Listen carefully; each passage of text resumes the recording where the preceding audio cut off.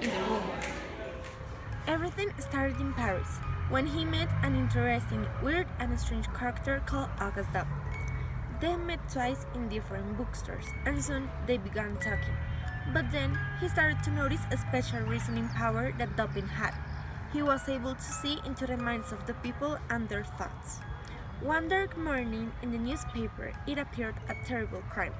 An old woman and her daughter, who were living in an old house in the Rue Morgue, had been killed in the middle of the night, so Dupin could use his power to solve the murder.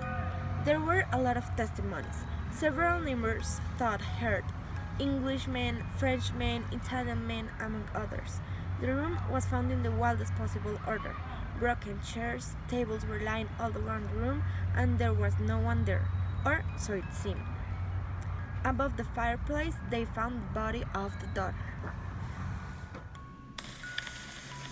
The police investigation seemed to fail even when the people who gave their testimony tried to provide interesting clues to clarify this macabre episode.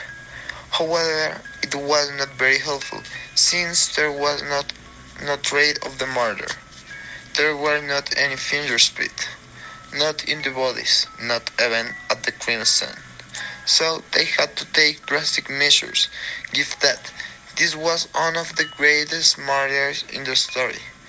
The government set a secret team specialist in murders. Dupin and his friend thought it was a bit strange that they sent a secret team, give the information directly to the government, and for the reason they decided to conduct an investigation on their own and reach the murder. What they did was to move around the building. They took pictures of the place to see if the photos they managed to capture something. They broke windows, grass all over the place, blood on the ceiling walls. They took samples of blood and even hairs to see that led to the killer. Usually, Dupin and his friend were the ones who went to the lab to examine the evidence. But that rainy night, after the crime scene, Dupin's friend couldn't go, and every night, Dupin began to analyze the tests, and among those tests, he found DNA of his friend. At that moment, Dupin was shocked. He realized that the person he was living with was the murderer. He didn't know what to do, if turning him over to the police or investigating him further.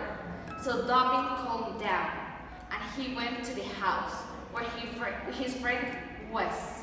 Very calm, he wondered how a person could have a clear conscience after having committed such a murder.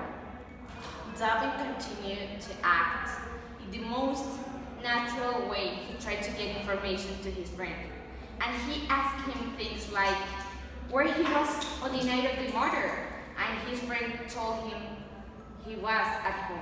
Clearly, he was lying, and Dupin discovered him, because as Dupin asked him the questions, his friend remembered all the events.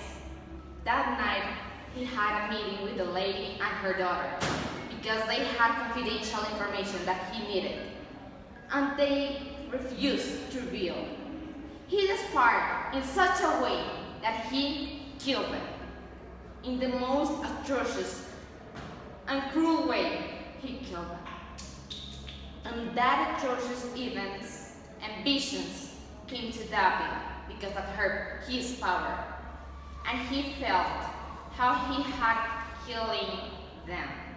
Dupin handed him over the police, and they gave him a death penalty.